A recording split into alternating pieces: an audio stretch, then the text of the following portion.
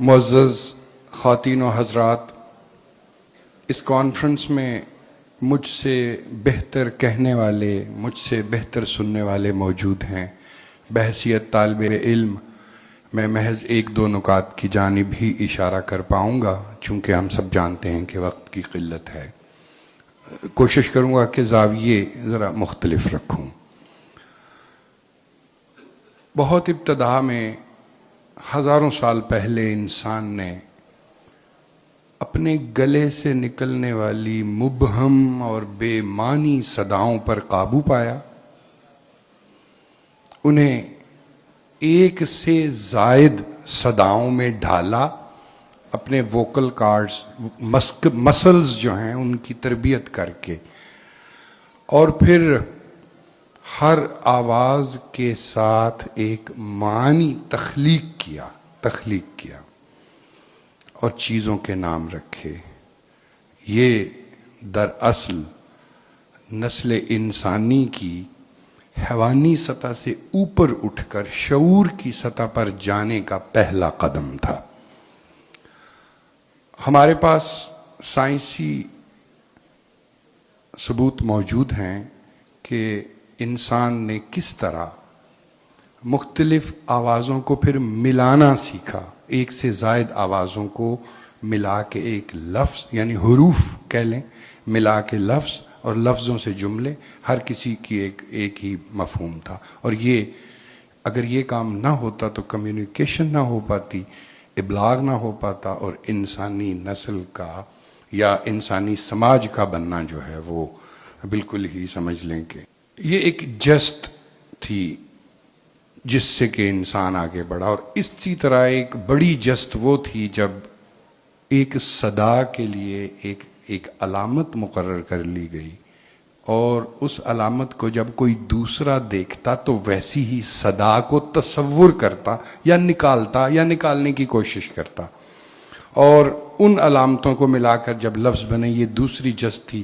اس سے ان دو ایجادوں سے بڑی ایجاد نسل انسانی کر نہیں سکی آج تک۔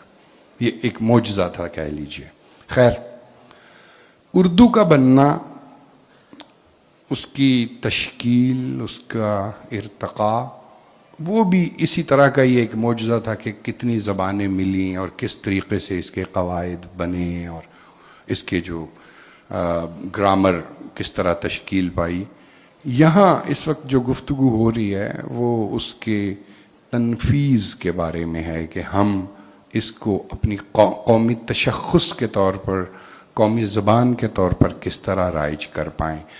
ہم ظاہر ہے درست وجوہ کی بنا پر ہم مطعون کرتے ہیں اہل حکم کو، جو اہل اختیار ہیں ان کو ضرور کرتے ہیں اور درست کرتے ہیں، لیکن میں یہ جاننا چاہتا ہوں کہ جو اس ہال میں طلباء تشریف فرما ہیں، لوگ بیٹھے ہوئے ہیں، ان سب کو کون سی چیز روکتی ہے اردو سیکھنے سے، اس کو مضبوط بنانے سے، اسے دیگر زبانوں کے الفاظ کی ملاوٹ سے پاک کرنے سے؟ کون سی چیز؟ یہ تو ان کے اختیار میں ہے، وہ کر سکتے ہیں، لیکن واقعہ یہ ہے کہ ہمارے مشاہدے میں یہ بات آتی ہے کہ جو بچے آج کل اردو بولتے ہیں اس میں اس قدر اغلاط ہوتی ہیں، اس میں لب و لہجے کو تو چھوڑ ہی دیجئے، اس میں آج کی کانفرنس میں حتیٰ کہ بعض اشعار جو ہیں سہون ہی صحیح لیکن شاید درست نہیں پڑھے جا سکے۔ تو جہاں ہم صاحبان اقتدار و اختیار کو درست طور پہ ہی صحیح مورد الزام ٹھہراتے ہیں اردو کی تنفیذ کے باب میں، تو وہیں اردو کی ترویج کے باب میں ہمیں خود بھی کوشش کرنی چاہیے۔ اور مقام تعسفی میں کہوں گا کہ یہاں کانفرنس اصل میں ہونی چاہیے تھی کہ ہمارے ملک میں جو فارسی کی تدریس اور کم ہوتی جا رہی ہے، آؤ بھائی مل جل کے اسے بڑھائیں، اور ایک وقت میں جو فارسی بہت اچھی زبان بولی جاتی تھی وہ جی ختم ہو رہی ہے، آؤ اس کو بڑھائیں۔ نوبت اینج اور رسید کہ ہم اردو کے لیے یہ کانفرنس کر رہے ہیں کہ جو ہماری اپنی زبان ہے، اس خطے کی زبان ہے. اور جس طرح پراچا صاحب فرما رہے تھے کہ 1988 یا غالباً 1988 میں یہ بات طے کر دی گئی تھی کہ اب پاکستان کی سرکاری زبان، دفتری زبان، عدالتی زبان جو ہے وہ اردو ہوگی. تو یہاں سے وہ نقطہ آتا ہے جسے میں دوسرا نقطہ کہوں گا، اور وہ یہ کہ خواتین و حضرات، میرے خیال میں اردو کا روکا جانا ایک استعماری حربے کے طور پہ ہے.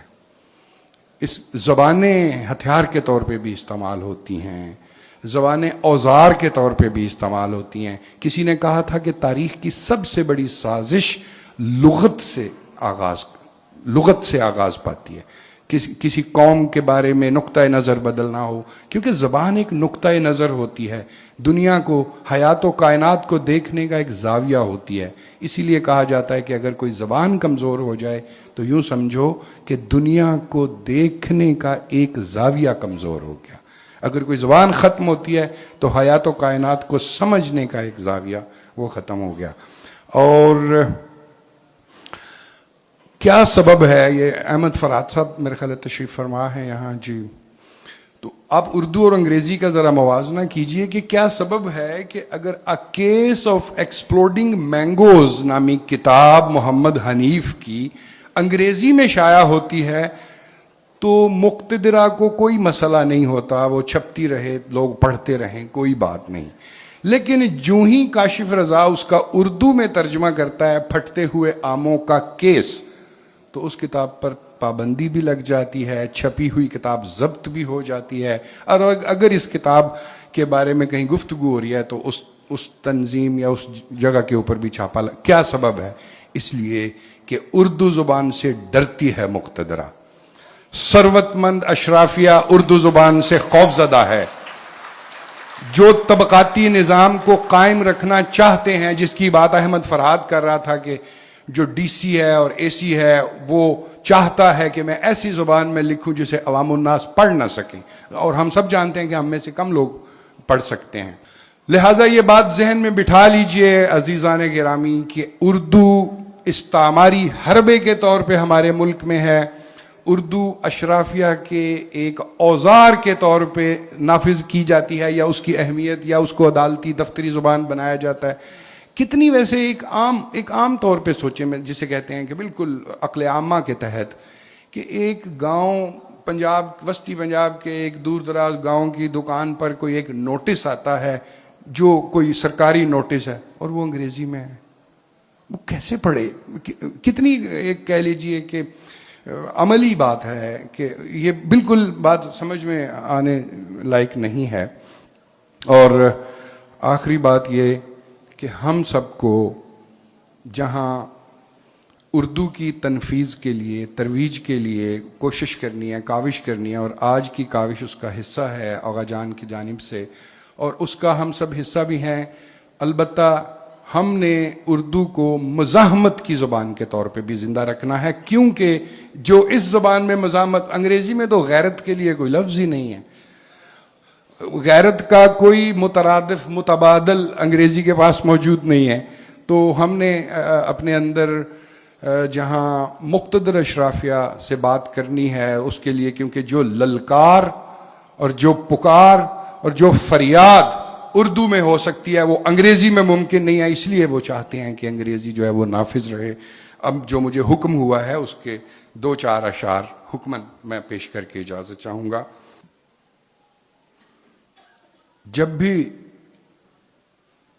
آج کی کانفرنس اور موضوع کے حوالے سے آخری نقطے کے طور پر یہ بات ذہن نشین کر لیجئے کہ انگریزی کارپوریٹ کی بھی زبان ہے. آپ اپنے شہر لاہور میں آویزاں یا چسپاں جس طرح کا بھی کوئی اشتہار ہے اسے آپ دیکھ لیں، اس کی زبان انگریزی ہوگی.